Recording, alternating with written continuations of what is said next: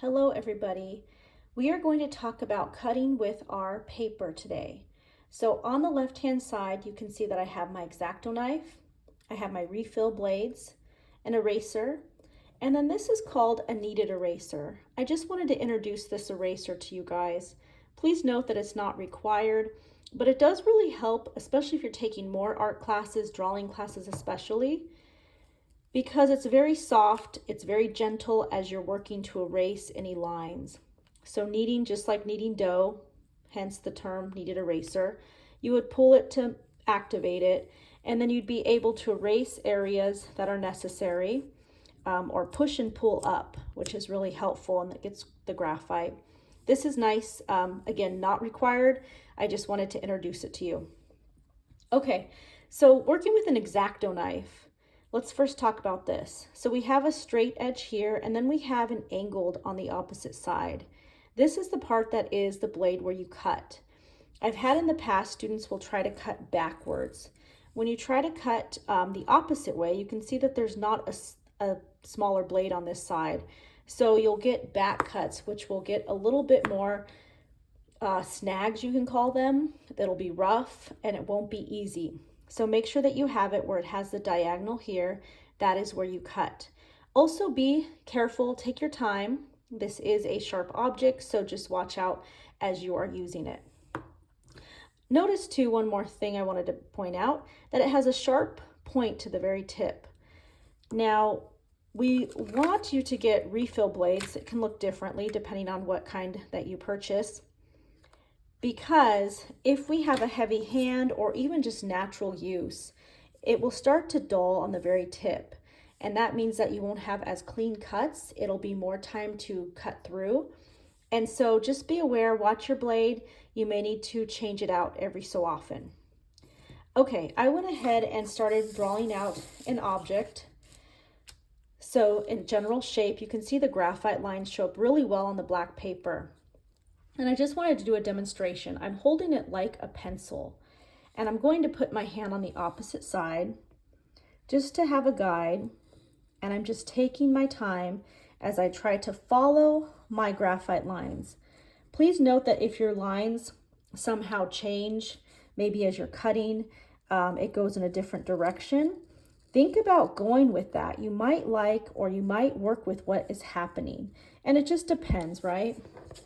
As I'm going, I want to see if I can actually pull it through, or if there's something stuck. Right now, the corners, edges tend to be a little bit more time consuming to cut through. So I just have to take my time and continue to work that area.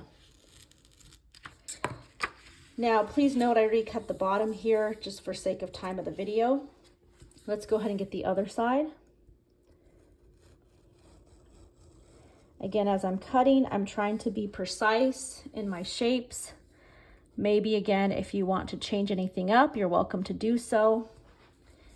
And I'm just moving my hands in different directions, trying to see what works well for an angle.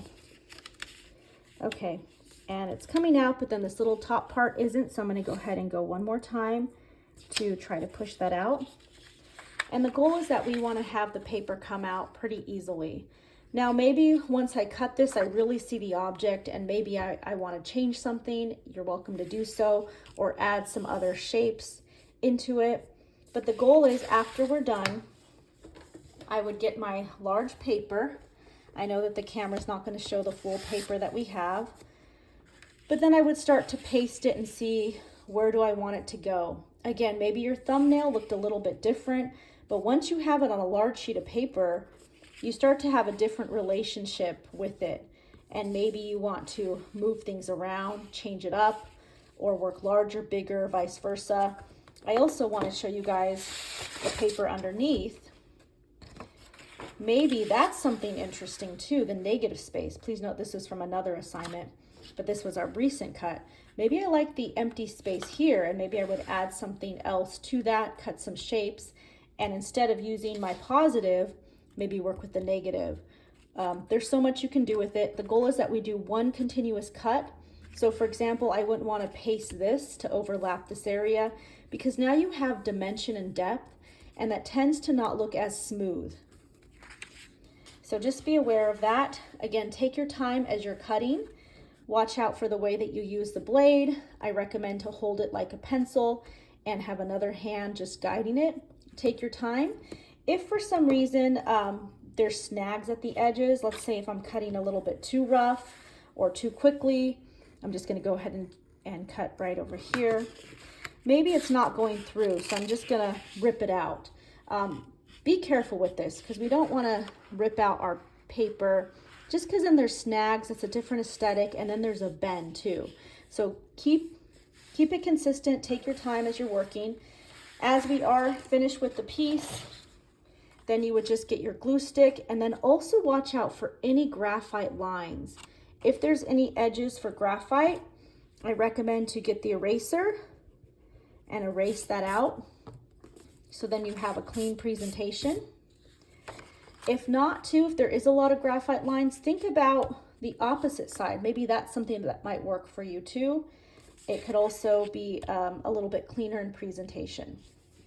All right, thank you everybody. I look forward to seeing your pieces.